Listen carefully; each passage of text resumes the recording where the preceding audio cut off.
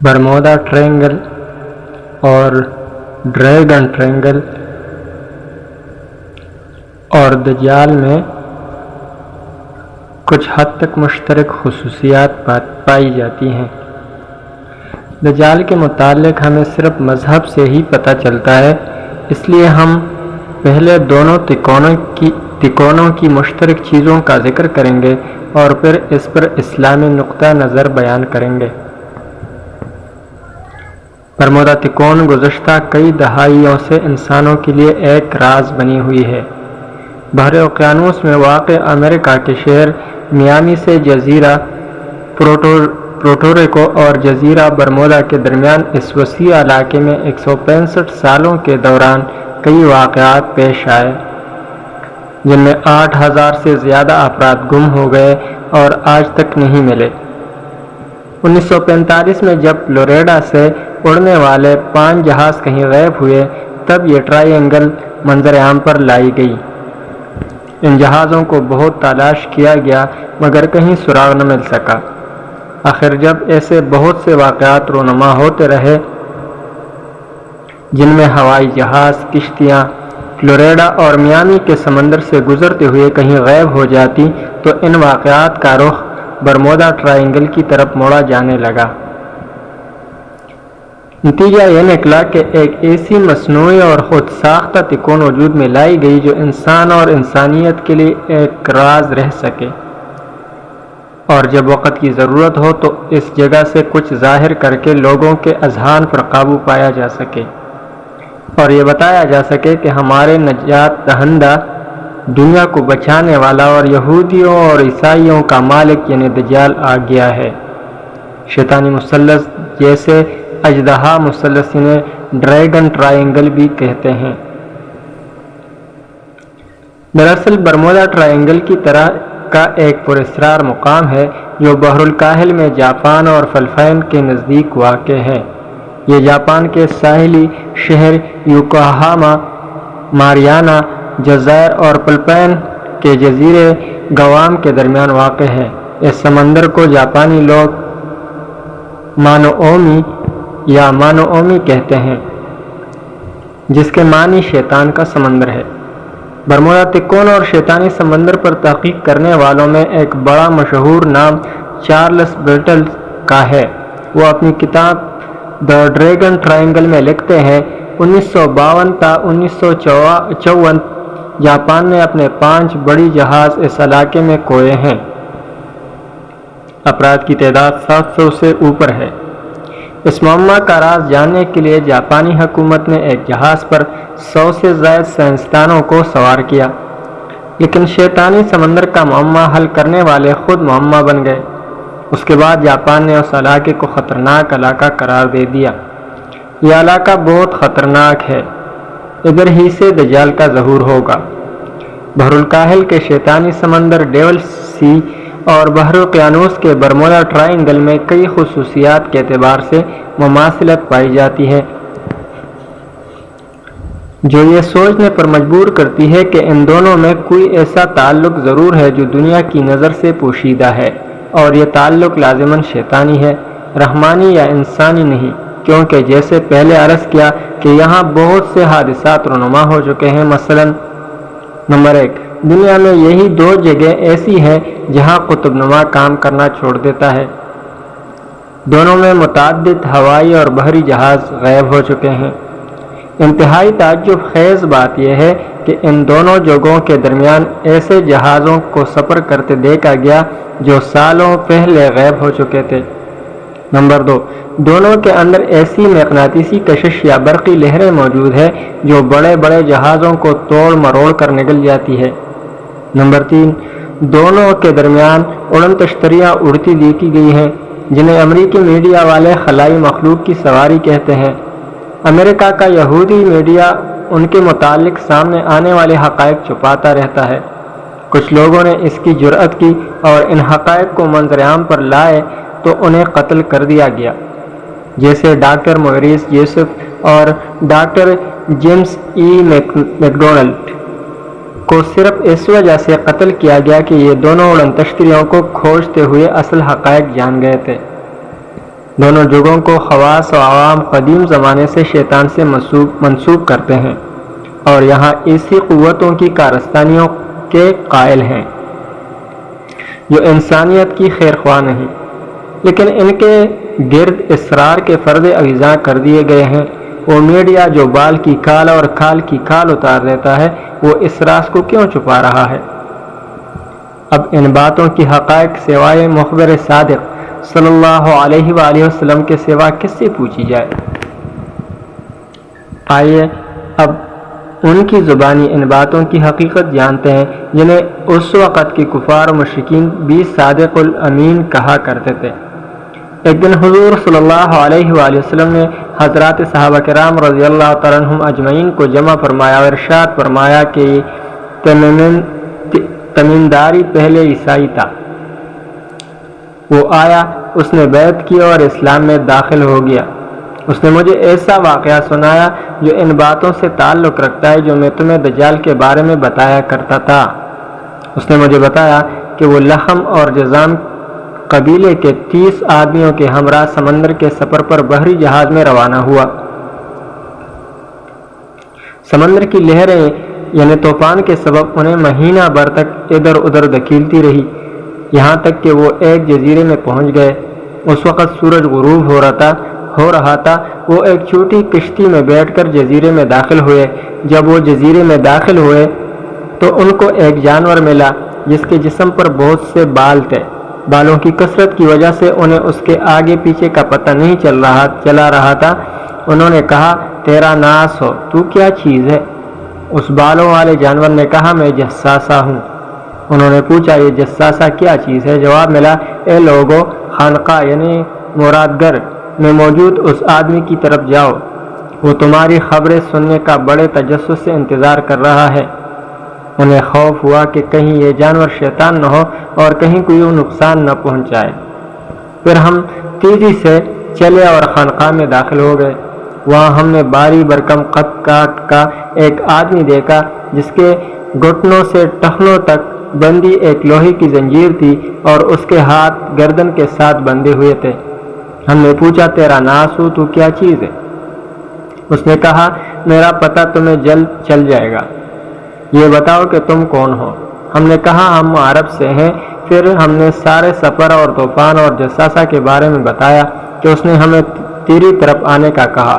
اس نے کہا، مجھے بیسان کے نخلستان یعنی باغ کے بارے میں بتاؤ۔ ہم نے کہا، اس کے بارے میں کون سی بات پوچھنا چاہتا ہے؟ اس نے کہا، میں جاننا چاہتا ہوں کہ اس باغ کے درختوں پر پھل آتے ہیں یا نہیں۔ ہم نے کہا، ہاں پھل آتے ہیں۔ اس نے کہا، مجھے تبریا کی جھیل کے بارے میں بتاؤ۔ ہم نے کہا کہ اس کے بارے میں کون سی بات پوچھنا چاہتا ہے؟ اس نے کہا، کیا اس میں پانی موجود ہے؟ ہم نے کہا، ہاں اس میں بہت پانی ہے۔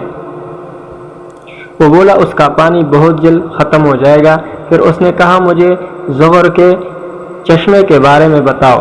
ہم نے کہا کہ اس کے بارے میں کون سی بات پوچھنا چاہتا ہے؟ اس نے کہا، کیا اس میں پانی ہے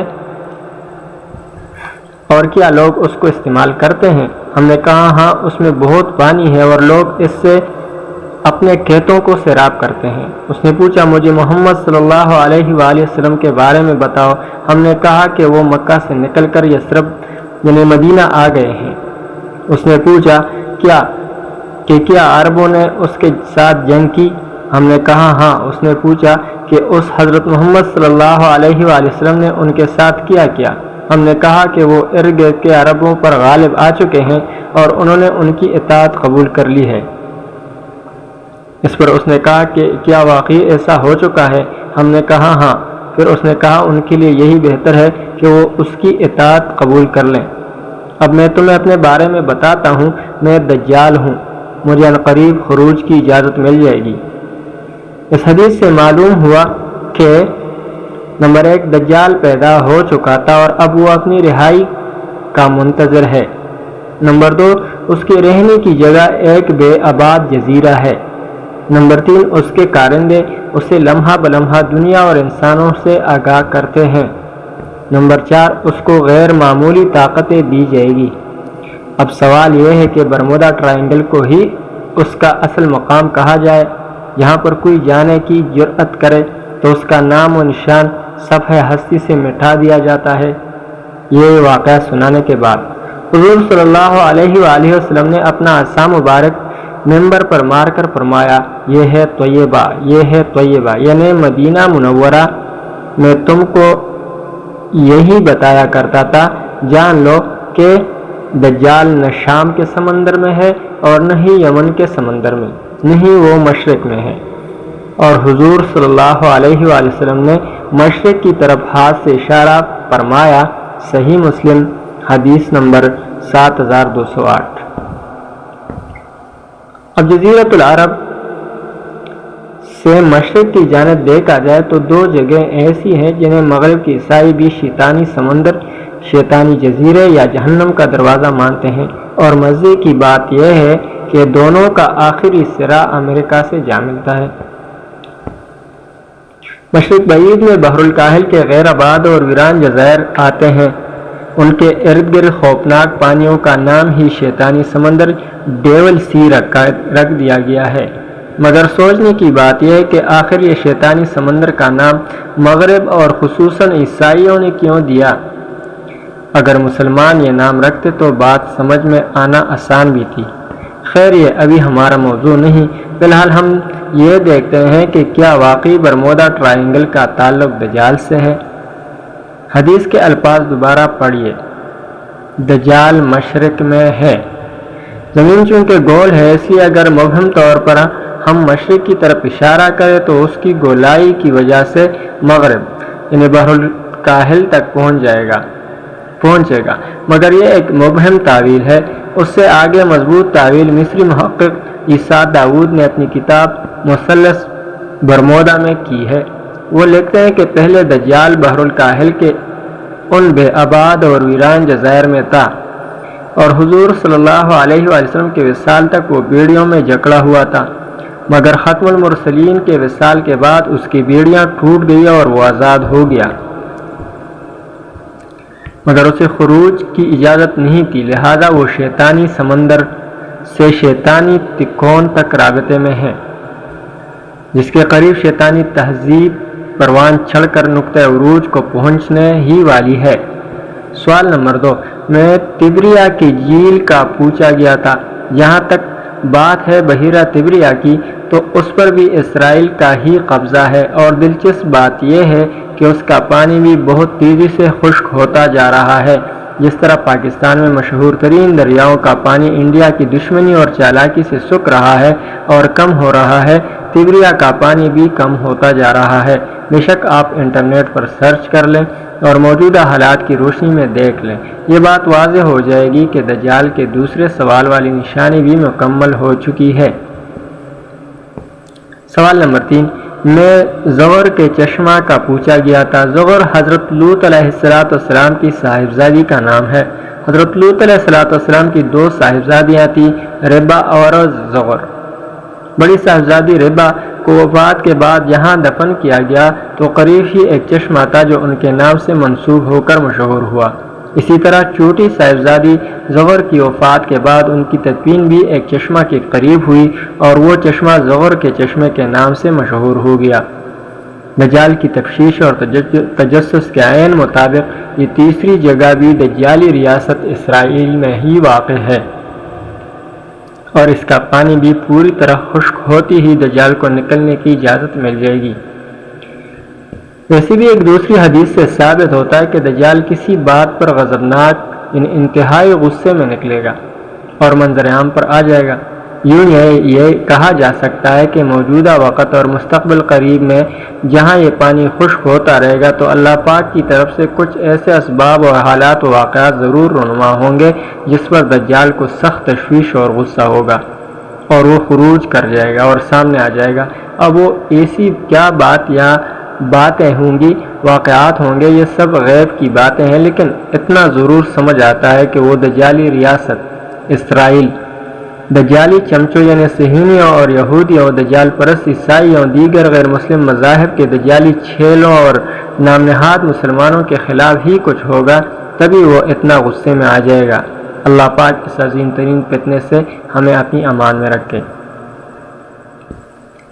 برمودا تکون کے بارے میں لکھنے کا مقصد معلومات میں اضافہ نہیں بلکہ ہمارے پیارے نبی صلی اللہ علیہ وآلہ وسلم کی اس کی تعلیم پر عمل کرنا ہے جو آپ صلی اللہ علیہ وآلہ وسلم نے یہاں اپنے صحابہ کو فتنوں کے بارے میں دی ہے۔ آپ صلی اللہ علیہ وسلم نے اپنی امت کے بارے میں بہت فکر مند رہتے تھے اور اب ان کو تمام فتنوں سے بار بار آگاہ فرماتے تھے۔ آپ صلی اللہ علیہ وسلم نے اپنی امت کو دجال سے ڈرایا ہے تاکہ امت اس فتنے سے غافل نہ ہو جائے۔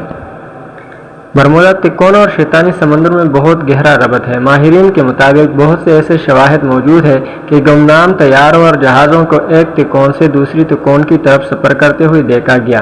یہ دونوں تکون ایک ہی طول البلد و عرض البلد 35 پر واقع ہیں۔ برمودا کی طرح شیطانی سمندر میں بھی اڑن تشتریوں کا آنا جانا اور پانی میں داخل ہونے اور نکلنے کے متعدد واقعات موجود ہیں۔ خالی جہاز سمندر میں تیزی سے سفر کرتے نظر آتے ہیں۔ مختلف نظریات۔ برمودا میں غائب ہونے والے اکثر طیارے، بحری جہاز اور کشتیوں کا تعلق امریکہ اور برطانیہ سے رہا ہے، لیکن حیرت کی بات یہ ہے کہ ان دونوں حکومتوں نے نہ تو کبھی اس معاملے کو سنجیدگی سے لیا ہے اور نہ ہی اپنی پروازوں کو اس علاقے کے اوپر سے گزرنے پر پابندی لگائی ہے، بلکہ جتنی بھی تحقیقاتی کمیٹیاں بنی ہیں ان کی رپورٹوں کو شائع نہیں کیا گیا۔ یوں لگتا ہے کہ دنیا کی حکومتوں کو اس کی اجازت نہیں ہے۔ سب کے ہونٹ سلے ہوئے ہیں۔ مشہور کتاب دی برمودا ٹرائنگل مسٹری سولوڈ کے مصنف لیری کوشے لکھتے ہیں، برمودا تکون میں رونما ہونے والے حادثات کوئی عجیب و غریب بات نہ تھے، لیکن میڈیا اور غیر عقلی جذباتی لوگوں کے ذریعے اس کو اچھالا گیا۔ قدامت پسند عیسائیوں کا خیال ہے کہ برمودا تکون جہنم کا دروازہ ہے۔ بعض لوگ کہتے ہیں کہ وہاں پانی بہت گہرا ہے۔ بعض کہتے ہیں کہ برمودا کے سمندر میں پانی کے اندر زلزلے آتے ہیں۔ امریکہ کا ایک فرقہ برمودا کی حقیقت روحانیت سے جوڑتا ہے۔ یہ حقیقت ہے کہ وہاں پانی کے اندر چھوٹی چھوٹی غاریں ہیں۔ مصری محقق محمد عیسیٰ داؤد کے مطابق شیطانی سمندر اور برمودا تکون کانے دجال کے زیر استعمال ہیں۔ اس نے باقاعدہ قلعہ نما محل بنایا ہوا ہے جو تکون کی شکل کا ہے۔ تنقیدی جائزہ۔ جہاں تک اس نظریے کا تعلق ہے کہ برمودا میں کوئی غیر معمولی بات نہیں، تو اس کا صاف مطلب یہ ہے کہ ایسے لوگ برمودا سے دنیا کی توجہ ہٹانا چاہتے ہیں۔ نظریہ نمبر 2 نظریہ نمبر 1 یعنی برمودا تکون جہنم کا دروازہ ہے، اس پر کسی تفسیر کی ضرورت نہیں ہے۔ دوسرا یہ کہ پانی کتنا ہی گہرا ہو، موجودہ سائنسی ترقی میں سمندر کے اندر کی مکمل معلومات سائنسدانوں نے اکٹھی کی ہے، پھر اتنے بڑے بڑے جہازوں میں سے کسی ایک کا ملبہ بھی آج تک کسی کو نظر نہیں آتا۔ چوتھا یہ کہ اگر حادثات کی وجہ زلزلے ہیں تو پھر جہازوں کے بارے میں آپ کیا کہیں گے؟ البتہ غاروں کی نوعیت اور شکل نہیں بتائی گئی یا پھر بتانے کی اجازت نہیں ہے۔ جہاں تک محمد عیسیٰ داؤد کی نظریے کا تعلق ہے تو انہوں نے دجال کے موضوع پر بہت محنت کی ہے اور کئی کتابیں تصنیف کی ہے اور خود ان جگہوں پر گئے ہیں جہاں سے دجال یا یہودی خفیہ تنظیم فریمیسن کا کوئی تعلق رہا ہے، مثلا سویڈن، مصر، فلسطین، امریکہ، برمودا اور شام وغیرہ۔ برمودا کے اندر طاقتور قوت و توانائی کی موجودگی کو اکثر سائنسدان تسلیم کرتے ہیں۔ وہ کون ہے؟ اس قوت کشش کو اتنے منظم انداز میں استعمال کرنے والا کون ہے جو فضا میں اڑنے والے طیاروں کو غائب کر دیتا ہے؟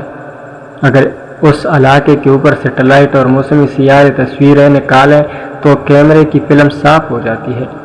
برمودا کے اندر موجود خفیہ قوت اتنی جدید ٹیکنالوجی کی مالک ہے کہ ہزاروں کلومیٹر سے کیمروں کی فلم صاف کرنے کی صلاحیت رکھتی ہے۔ ایسٹرن ایئر لائنز کو دوران پرواز شدید جھٹکا لگا اور وہ راستہ بھٹک گیا، لیکن پھر بھی صحیح سلامت زمین پر اتر گیا۔ طیارے کے مسافروں نے دیکھا کہ ان سب کی گڑیوں کی سوئیاں بند پڑی تھی۔ یہ ٹھیک وہ وقت تھا جب طیارے کو جھٹکا لگا تھا۔ وقت کا کسی اور جہت میں چلے جانے کا تصور البرٹ آئنسٹائن نے پیش کیا تھا۔ ہمارے پیارے نبی صلی اللہ علیہ وآلہ وسلم نے اسی جانب سے اس سے پہلے اشارہ فرمایا ہے، وہ دجال دنیا میں 40 دن رہے گا۔ پہلا دن 1 سال کے برابر، دوسرا سن 1 مہینے کے برابر اور تیسرا دن ایک ہفتے کے برابر ہوگا، باقی دن عام دنوں کے برابر ہوں گے۔ پینٹاگون کے ساتھ دجال کا رابطہ۔ دجال پر تحقیق کرنے والے اسرار عالم کہتے ہیں کہ پینٹاگون یہودی تعلیمات کے مطابق دجال کا عبوری عسکری ہیڈ کوارٹر ہے۔ اگر دجال متحرک ہے تو ان یہودی خاندانوں سے وہ ضرور رابطے میں رہتا ہوگا۔ ان کے بارے میں یہ جانتے چلے گئے کہ افغانستان میں طالبان کی پسپائی کے بعد سب سے پہلے آنے والا یہودی راک فیلر فیملی کا ایک 22 سالہ لڑکا تھا۔ یہ خاندان IMF، ورلڈ بینک، عالمی ادارہ صحت، اقوام متحدہ، جنگی جہاز بنانے والی کمپنیوں، جدید اسلحہ، میزائل، خلائی تحقیقاتی ادارے ناسا، فلم ساز ادارہ ہالی ووڈ جیسے اداروں کا مالک ہے۔ یہ خاندان کٹر صہیونی مذہب لوگ ہیں۔ دجال اپنے خدائی کے اعلان سے پہلے انہی کو استعمال کرتے ہوئے اپنے لیے راہ ہموار کرتا رہے گا۔ قرآن و حدیث سے بھی یہ بات ثابت ہے کہ شیاطین اپنے انسانوں میں موجود دوستوں کو ہی مدد کرتے ہیں۔ آیات کا ترجمہ ہے، کیا میں تمہیں بتاؤں کہ شیاطین کن پر اترا کرتے ہیں؟ وہ ہر ایسے شخص پر اترتے ہیں جو پرلے درجے کا جھوٹا گناہگار ہو۔ سورہ شعراء کے 221 اور 222 آیات کی ترجمہ تھی۔ ایک اور آیات کی ترجمہ، اور اس دن کا دھیان رکھو جس دن اللہ ان سب کو گھیر کر اکٹھا کرے گا، اور شیاطین جنات سے کہے گا کہ اے جنات کے گروہ، تم نے انسانوں کو بہت بڑھ چڑھ کر گمراہ کیا، اور انسانوں میں سے جو ان کے دوست ہوں گے وہ کہیں گے، اے ہمارے پروردگار، ہم ایک دوسرے سے خوب مزے لیتے رہے ہیں اور اب اپنی اسمیات کو پہنچ گئے ہیں جو آپ نے ہمارے لیے مقرر کی تھی۔